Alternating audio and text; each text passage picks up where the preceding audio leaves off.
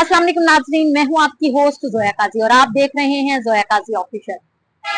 जैसा कि आप जानते हैं, जोया काजी ऑफिशियल मेरा पर्सनल चैनल है और इस चैनल से रिलेटेड मैंने तमाम वीडियोस आपको इंफॉर्मेटिव देनी है और इंफॉर्मेटिव वीडियोस आप इस सेंस में ले सकते हैं कि घर बैठे आप अपना इलाज खुद से कर सकें।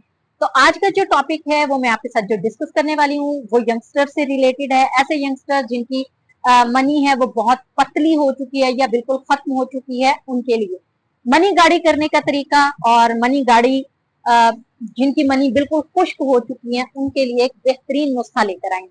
उस नुस्खे को आप अप्लाई करें खुद पे और अपनी मनी को गाढ़ा करें।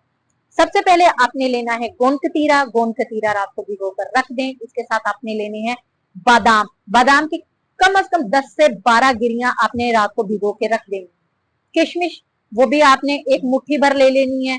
इसके अलावा आपने लेनी है 4 खजूरें। इन सारी चीजों को, खजूरों की गुठलियां निकाल के इन सारी चीजों को आपने भिगो के रख देना है।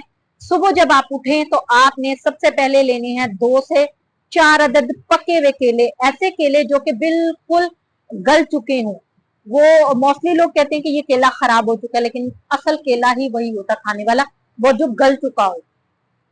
आपने वो सारी चीजें एक ब्लेंडर में डालनी है। गोंद कतीरा भी सारी चीजें मिक्स करने के बाद आपने 1 कप दूध लेना है, उसको अच्छे से ब्लेंड कर लेना है। जब वो एक स्मूथी सी बन जाए, बिल्कुल थिक सी, आप अगर उसको चम्मच के साथ खा सकते हैं तो वेल एंड गुड। अदरवाइज आप उसको शेक की सूरत में लेना चाहते हो तो 1 गिलास दूध और ऐड करें। आप उसको डेली इस्तेमाल करें। इंशाल्लाह आप 15 दिन में देखेंगे कि मनी भी गाढ़ी हो जाएगी। आपके जो उज़्वा खास जो है बिल्कुल वीक हो चुका है, ढीला हो चुका है, वो भी ठीक हो जाएगा।